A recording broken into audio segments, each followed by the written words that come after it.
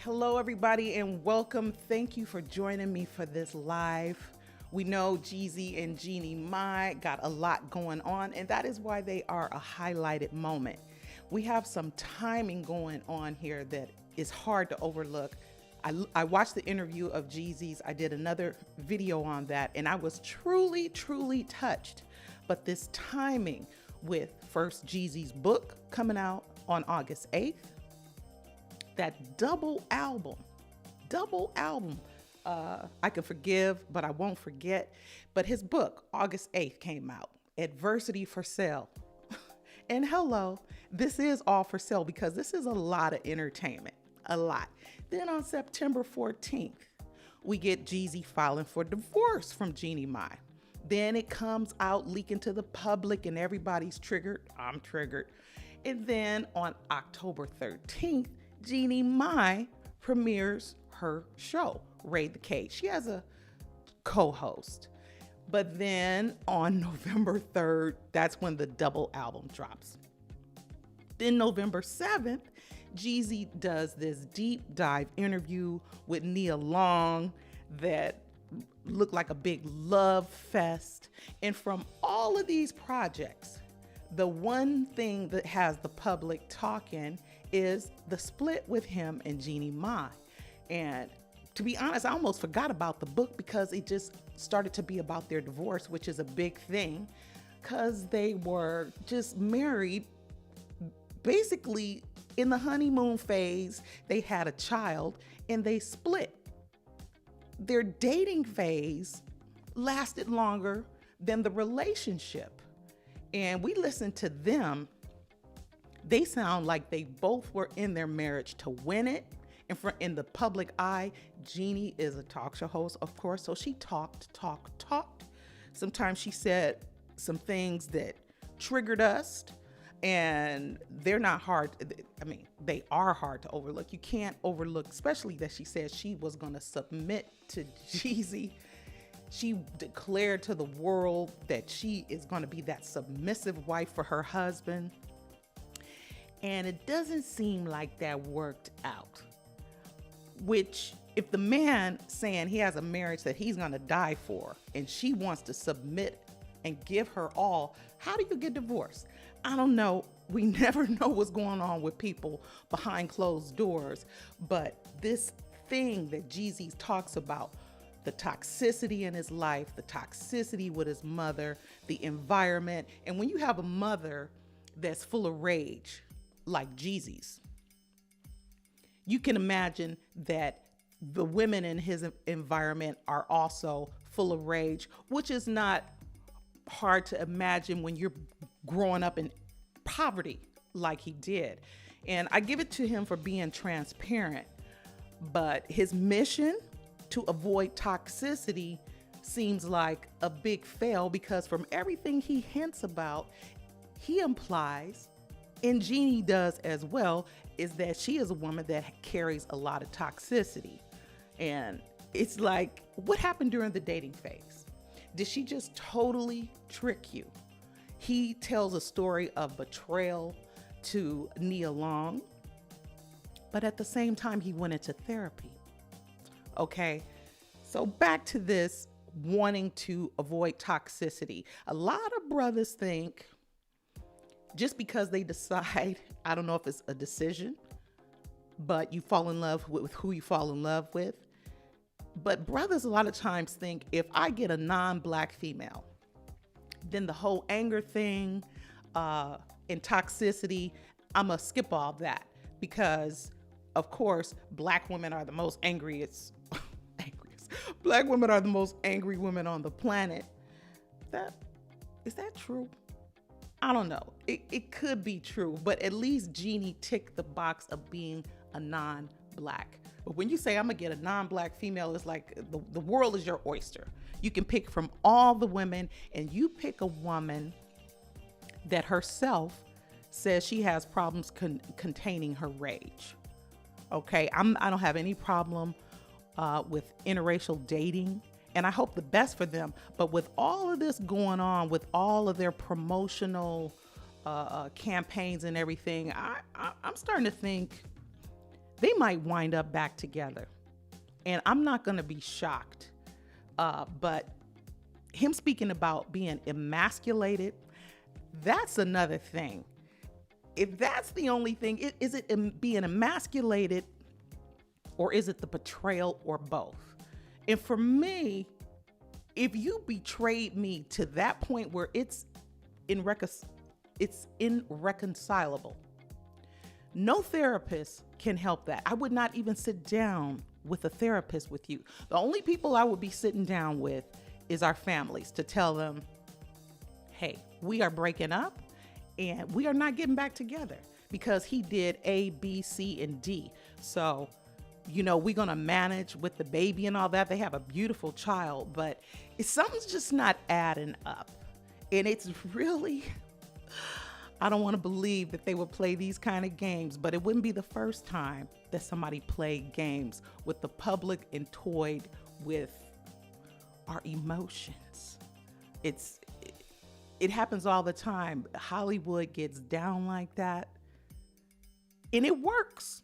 It works because everybody's talking about it. And also, Jeezy has had a long career, and his marriage with Jeannie Mai is really it's really recent history compared to everything this man has lived, what he's been through, and what he's done with his career in music in the public eye. But he knows, and he kept this part of the interview with Nia Long talking about his marriage. He saved that for the end, just like people do in promotional campaigns. And a lot of times, actually, people usually tell the interviewer, questions about my family and all of that. It's off limits. I want to talk about my album. I want to talk about my book. I want to talk about the philanthropy that I'm doing and all of that. But Jeezy, for a man that says he wanted to move in integrity and he doesn't want to speak on his wife, which is the mother of his child, he actually said a lot. Everything he was saying about people that have betrayed him included her. And you could only walk away from that interview coming to one conclusion, and that is that this woman did him horribly wrong and probably dirty in some kind of way. So it goes back again to the dating phase. Did he just overlook things? I don't know. But this interview that so many of y'all either saw clips of it or the whole thing. It's like Jeannie Mai, I'm losing my thoughts. Jeannie Mai made him feel small, and he didn't think he could live that way. And apparently she's been stepping toe to toe with him, which I don't see how they had so much drama because she spent most of her time in LA, Jeezy in Atlanta. But again, a lot of brothers think just because they get a non-black female that they're going to be with a woman that's not going to step toe to toe with them. They're going to eliminate all that aggression and toxicity. And he describes his childhood and his home experience as just basically a hellhole. So I don't know if Jeannie Mai came on with the gentleness and being that comfort for him, but he was telling Nia that this is supposed to open up a discussion between black females and males, how we can heal each other. And he gave Nia her flowers about being such a fine queen, which Nia is. She is a queen. But when Jeezy speaks about how we need each other as black men and women, yeah, that's true. But where were you during the phase when you were selecting a wife? How do you come up with Jeannie Mai? Again, people fall in love with who they fall in love with. But if you looking for a sister and you just down with finding you a black mate, and it's all about black empowerment.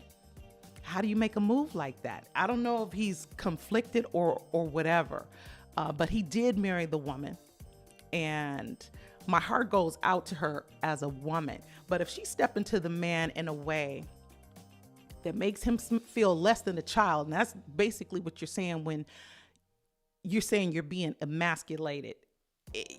She just is belittling you in a way that's just intolerable. So what is therapy going to do for that? And why did it just pop out? I'm not saying that it's not possible. Why did it just pop up after y'all got married? Like you were tricked into it. So he really has a lot more to tell than what he told.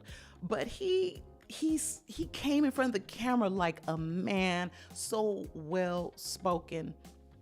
And I found him to be pretty authentic, but I cannot shake these details about the promotion, their promotion, the timing of it. How do you get divorced right in the middle of dropping this double album? He, for the first time, he put this interview, and it really wasn't an interview because he asked Nia Long to sit down with him. And it was more, she was there as a sounding board for him to just express himself. But at every phase of that sit down, I'm gonna just call it a sit down, he just let you know that 99.9, he said those numbers, 99.9% of the people in his life have had ulterior motives, malicious intent, and 99.9, that would include her as well. In the emasculation, So what was her ulterior motive? Was it to help promote her projects, to uplift her social standing? Because the real talk, it got canceled. Something really fishy is going on, because this stuff, it don't line up. Jeezy saying that he would die. He would have died for his family. And she jumped up and said, hey, I'm going to fight for my marriage. I am going to fight. And this is all publicly. And the whole public is all abuzz. So, I mean, talk to me. Talk to me. Y'all let me know what y'all think about this, because it's kind of like, it's just, the math ain't mathin'. And Jeezy he has a story to tell, but it's lost in all of this. But again, is this all to bring them in the spotlight so we take notice of their projects? That would be a that would be a terrible game. That would be really toying with our emotions. And yeah, Jeezy, again, he praised Nia as the type of woman, I mean, just, she's goddess. But I never heard nothing about Jeannie Mai getting married to Jeezy and some woman feeling scorned. Like there's some woman or some women that he was dating that got dumped when he went over to Jeezy. Not Jeezy, but Jeannie. It seemed like it was all about Jeannie. Like he was really, I mean, he said in an interview, real men don't cheat. But things just are not adding up. I'm still really proud of Jeezy for everything that he survived. He really is, so many times in his life he could have been taken out, but he made it through all of that. He survived his mother pulling a gun on him. He said all of his homies, all the people around him, surrounding him, they just ought to get something from him. And malicious, and how, well, not all the people, but all the people he let in his close circle. And for a man that is like vowing that he's not gonna let toxicity be in his life, how do you end up with a woman that you just cannot deal with? It happens to people. But when you check Jeezy out, the man sounds like his head is really screwed on tight and he knows what he's doing. So talk to me now. This is looking like some promotional stuff. It really is. And they say, Don't hate the player, hate the game. But again, we got Jeezy dropping his album on, no, not his album, but his book on August 8th. Then we have him filing for divorce the next month, September 14th. Then on October 13th, Jeannie Mai's show, Raid the Cage, comes out. Then on November 3rd, Jeezy drops a double album. Has anybody besides Tupac dropped a double rap album? I don't know.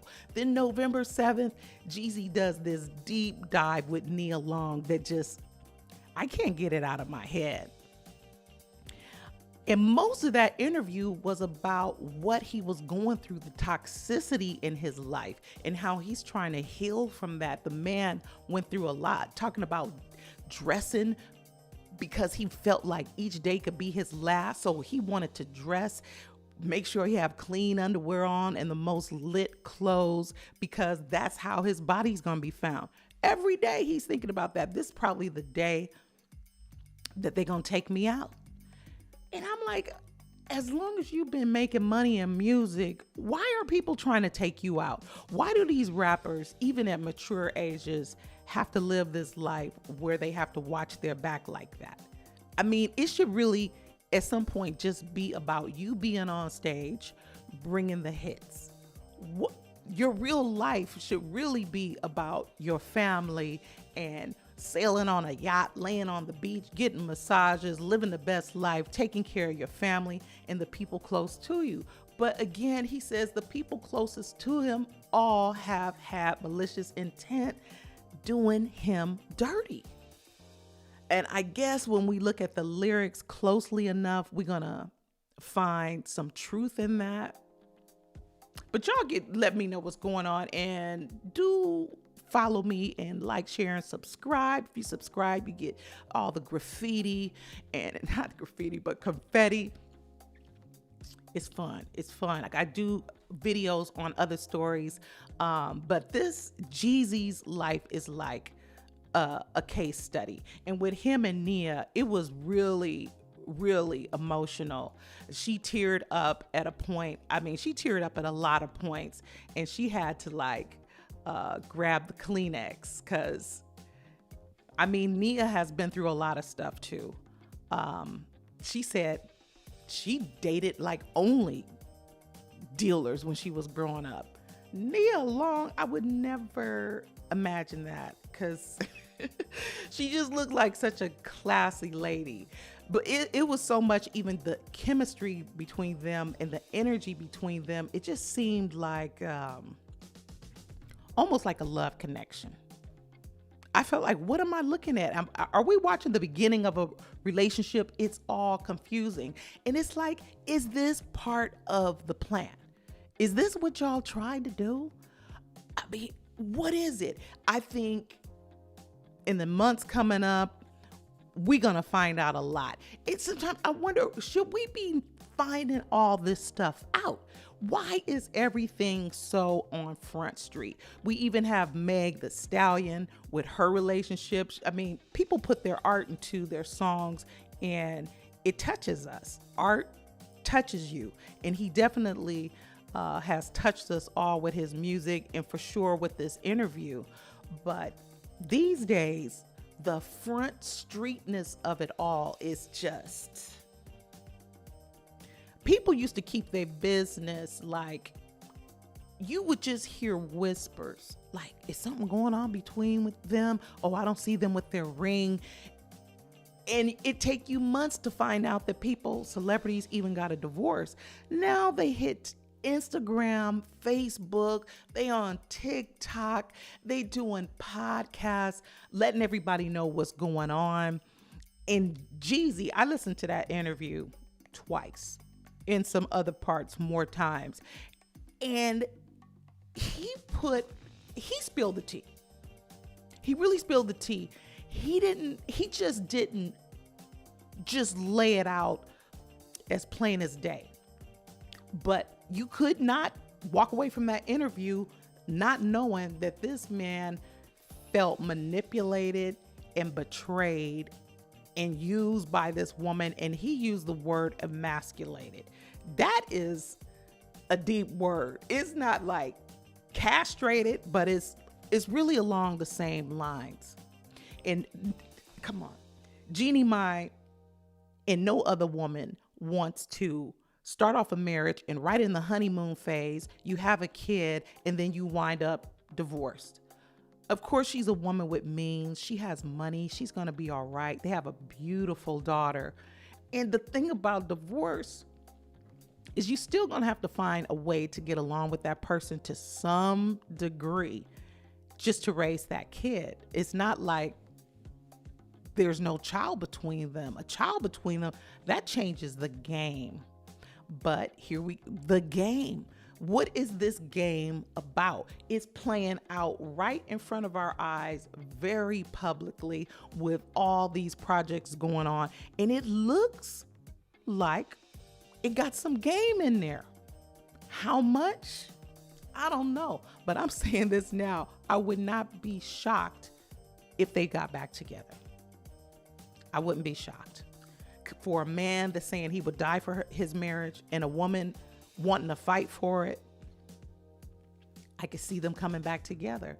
But this is about something else. Jeezy said he worked on his mental health issues, and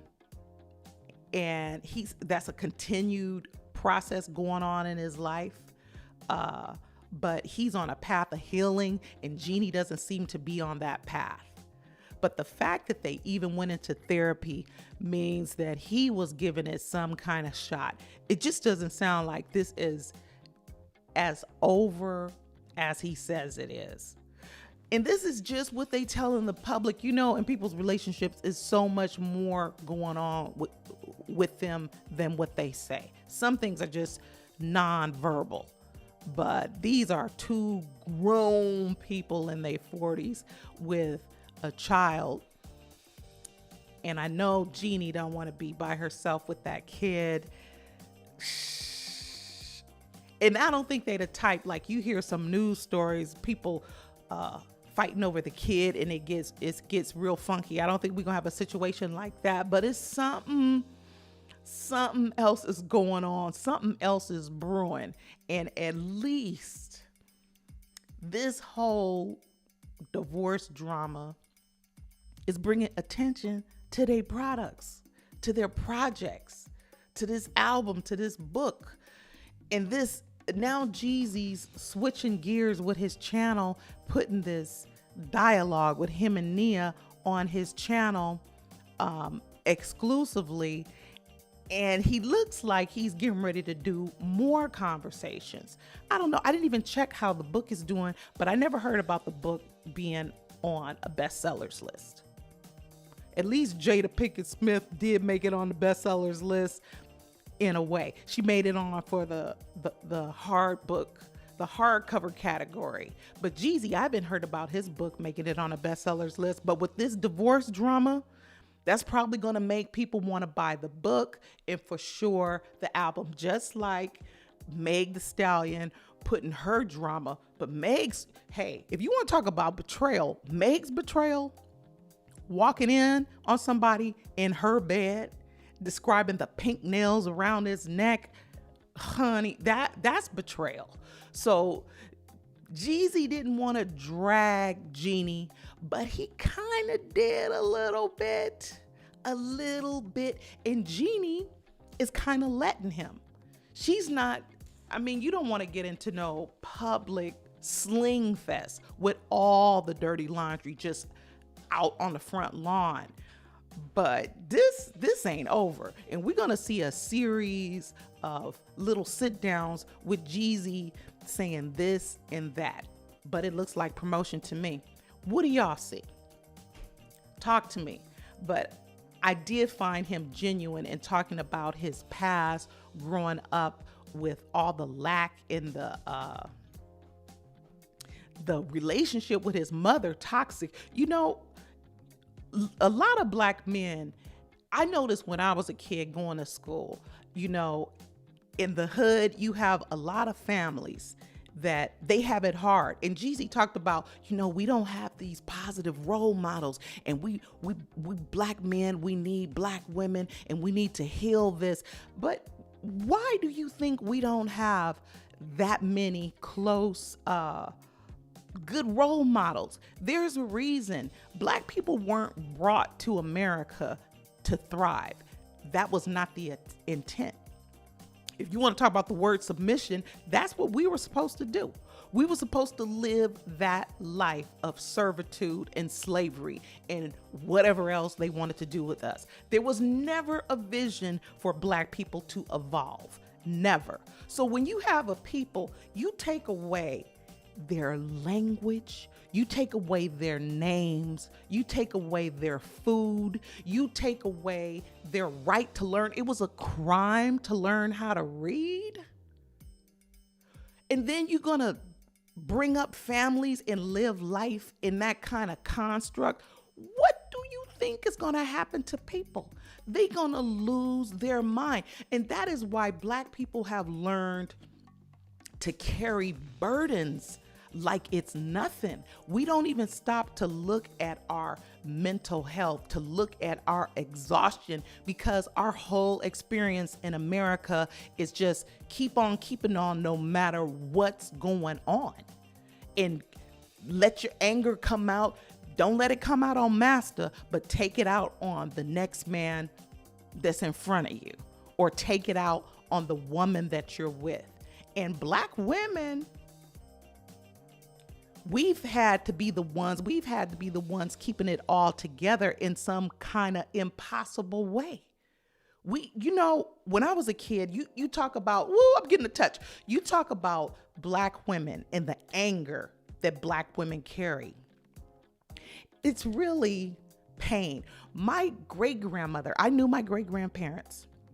My great-grandmother and my grandmother, they would tell me about how they used to take care of Black men, strangers that get beat out on the street. They would bring them into the home and nurse their wounds from getting attacked by police or being attacked by random gangs that just want to make sport out of beating on a Black man. And maybe sometimes they thought they had legitimate beefs because a Black man looked at a white woman. Is that even legitimate? But Black people have had to live in their own communities, being terrorized all throughout America. The experience for Black people was pretty much the same, except if you get a few Negroes that stayed in the house, Negroes that were, I shouldn't say that word, but Blacks that were pets to the master, or if you had a master that wasn't so cruel. But a lot of these slave hands and these people that helped transport Blacks over to America from Africa, they were some of the most vile, dysfunctional, twisted, evil people you can think of. So many of them were European prisoners, and it was a punishment to do those kind of jobs. That wasn't like how traveling is today. Traveling on those ships, you had some sickos looking after Black people, doing sick things to them. And this has been our experience. It's been a horror show to be a Black person. So why do people always ask, why don't we have, or why did so many Black people grow up in families and communities without examples of people that were strong and upstanding and always moving forward, always progressing? Because we've had so much pain and dysfunction and abuse in our whole experience. Jeezy knows it for himself in his own experience. Even Nia, when she sat down with him, she talked about her experience with her family and her experience with men. This is a reason why Black people are the way they are. These generations, my generation, the generations coming up, even my mother's generation, they were breaking out of that. But Black people, come on. That's the way they wanted it. That's the way it was supposed to be, and worse. Even now, we're coming more into ourselves. We're having discussions. But Jeezy, I'm not against interracial marriage. I'm not against it. You fall in love with who you fall in love with. But he selected a woman with all his consciousness, with everything that he says about how black men need black women and black women need black men. We have to be there for each other. He did not, with all his wealth, with all that he had to offer, he didn't choose a black queen and said, let's build an empire together.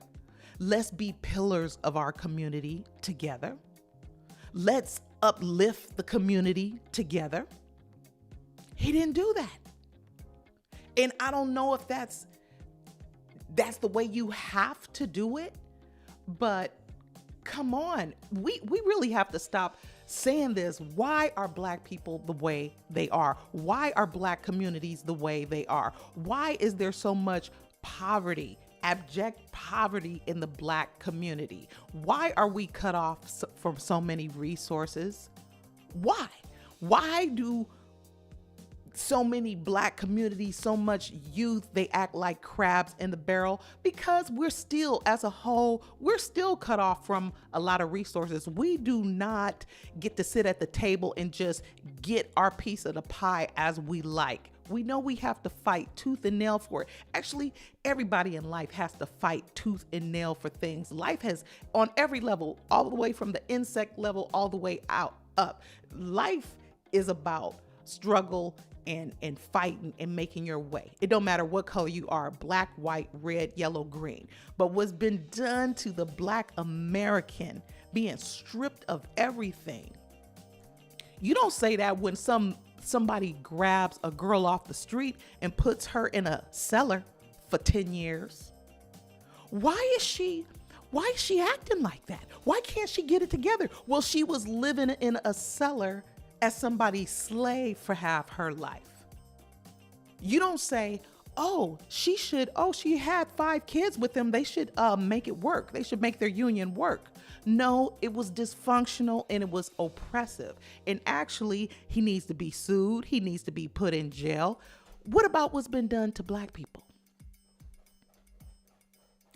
We don't fight the real battle that we're supposed to be fighting as black people. I wasn't trying to make this a black and white thing, but just black people do not fight the battle they're supposed to fight. We don't fight battles till we get mad, till something happens in the news. We all get mad because we see ourselves. We see our little brother. We see our uncle. We imagine ourselves and we get tired of seeing black people being abused by people with power or authority, or they see a black person dangling by themselves and they just make sport out of it. We can't stand it. We get in an uproar. We start saying justice for whoever and all of that. And then it dies down. And then we stop fighting. We go back to our corners and we start playing the game and we start trying to get ahead. And you know when black people think they're ahead, when they're further than the black person next to them.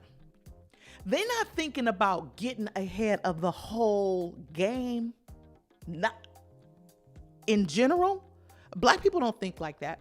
They don't think about dominating the whole game. They think about on a hood level or what they've seen black people accomplish. Well, I'm gonna do that better than them. And we're always competing with each other, even in relationships. Other people do it too, but it's just prevalent in the black community. It's like a psychosis. It's like a syndrome. It's like a sickness. It is a sickness. That's why Jeezy has people that's supposed to be his homies stabbing him in the back, which everybody has backstabbers. It don't matter what race you're in, but it's just something about the way black people clash with each other that's part of a sickness, that's part of a cancer that it was planted a long time ago. And cancer needs to be, you got to go through some serious treatment. You can't just see a flare up, which would be a news story, and get mad and then settle back down again. Nah, it has to be like this interview he sat down and had with Nia, this deep dive. It has to be a ongoing deep dive. But are we going to do the work? Jeezy said this is supposed to open up a discussion, so I'm discussing it. It's really something else, because how could a man with so much consciousness like him want to be that man for the community, but he don't take a black woman, which is his choice? But talk to me, brother. Make it make sense. You could just drop these albums. You could just drop this music and just live your life like people do. They live their life compartmentalized. But when you're saying you really see the game for what it is, and you want to be that voice of change, you want to live your life in a way that makes change, and you see how we need to come together as black men and women, is it really that we are that broken that our celebrity men can't have healthy relationships with black women on the level that they should? Is that the game? I've rose to success. I have my millions. 7 times out of 10, 8 times out of 10, I'm going to take a woman that's not black because I think this is going to make my life smoother, or I'm going to have some ideal relationship because I'm not with a black woman. I'm not with an angry black woman. While you are an angry black man, while you are a black man that's in pain and you're on your journey of healing. Maybe it's too much for two people with pain to work through to come together. I don't know. Is it? Talk to me. Talk to me. But it's just so much being said that's not making sense. And all of this while Jeezy's dropping books, albums, Jeannie Mai's doing her show, and this divorce thing is just looming around, triggering the public, and mainly just triggering black people, triggering women. I don't think mainstream America cares that much about this. Like, oh, that's a news story. Oh, that rap dude. Oh, Jeannie Mai, that personality. Oh, he's saying that flies probably over most people's head in America, the broad America. Oh, black men and women need to get together. The average Joe or Jane, that's not landing on them. That triggers us. But what does it mean? What does it really mean? Don't nobody really want to do the work. See, all these generations, they get softer and softer and softer. Carrying a gun, shooting people and all that don't make you hard. Just like those slaves that were on those ships, they made decisions like, I don't know what's on the other side of this journey, but I'd rather jump off this ship than face this. I'd rather throw my newborn child over this ship than to face what's ahead of me, because they knew who was taking care of them on the ship. These slave hands, the depravity that they were doing to black men and women. And it sure was true, because on the plantation, that's what our ancestors experienced. And then you have generations after generations trying to work their way through that pain, but mostly ignoring the pain, mostly ignoring it. And then we get so awakened, we get so clear, but somehow we just can't work together. Jeezy's looking at Nia saying, you're a queen, you're this, you're that. So he know what a black queen is? You know what a black queen is. Get you one. There's not one. I'm a black queen. I'm good though. How is it? I had an uncle that was sitting up telling me all this, and I'm like, where's your queen, uncle? Where is your queen? It's got to be a sister around here that wouldn't mind treating you well. Where's your queen? Why don't you work on that? Relationships, they're a lot of work. And people, again, they can marry who they want to marry. And if Jeezy and Jeannie Mai is playing the Hollywood game, if that's what they're doing, hey, it's allowed, because they wouldn't be the first. But what's really going on here? Y'all talk to me. Jeezy, talk to me, baby. I'm proud of Jeezy. I'm proud of what he's overcome. I'm proud of what he's doing. I'm proud of how he stands up. And hey, he's an entertainer. entertainers play the game in the way they see fit. And I think there's some of that going on. Jeannie Mai, she seems like a sweet girl, but I don't think she even has the life experience to be with a dude like Jeezy. But hey, all two people got to do is be dedicated to each other and agree, and you will learn. You're going to learn. Everybody was young at one time. We're not born into this world knowing how to handle relationships, no matter what community you come from. It's a growing experience. You don't even know how to kiss the first time you kiss. It's all about growing. But our group, as Black Americans, we have some things that we need to take care of. And I wish them all the best. I wish the best for us. And it really has opened up a discussion for me. It's not the first time that I've had these kind of thoughts. We use these terms now like mental health, and they spoke about it a lot, that, Black men have to be feeling safe to say, hey, I'm in pain. I need to work through some things. And Jeezy talked about, you also as a Black man have to feel safe and feel that you can express your love the way you want to. And it seems like Jeannie Mai, that girl, some of these cultures, a lot of these Asian cultures, these women are tough. They've been through things too. I don't think nobody really has it that easy on this planet. Nobody. So everybody has work to do. There is no knight on no white horse. There is not no dream woman. We all have issues, but the Black community, we're beautiful, beautiful, talented people, but we're also people that need to heal. And some illnesses, they just don't get better by themselves. It's not like we got a little scratch, like a little surface scratch, like when you're a kid and you scratch your knee and it heals by itself without a Band-Aid, no medicine, just throw some water on there. No, our damages, they're deep. They're deep. These coming generations, they're moving out of that. My generation and all of that. But some stuff you just cannot sit and wait for the paint to dry. You have to be proactive. You have to be on the offense. And when you look at the community, and not no one person can fix the whole thing. But it's like people that come into prominence, real prominence, it's like they're afraid to really address the issues unless there's some kind of I don't know, somebody like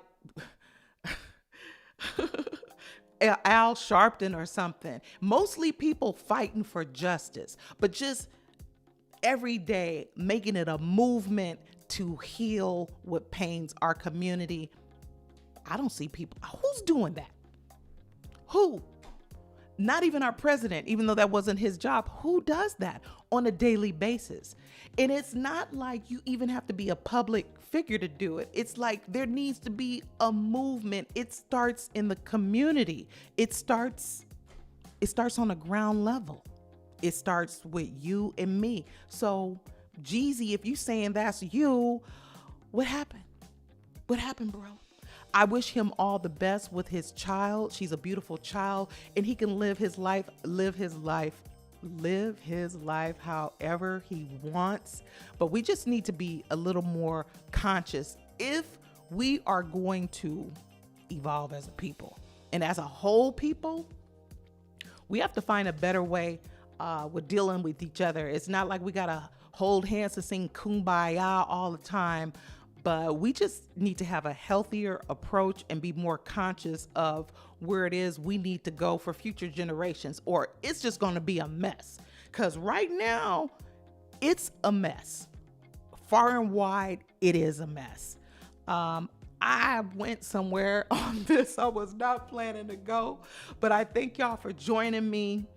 Jeezy's going to be dropping some more stuff. And please do like, share, and subscribe. I talk about other topics.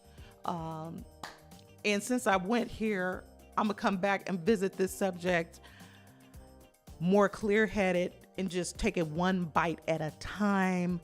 Thank y'all so much. I'll see y'all the next time. Peace.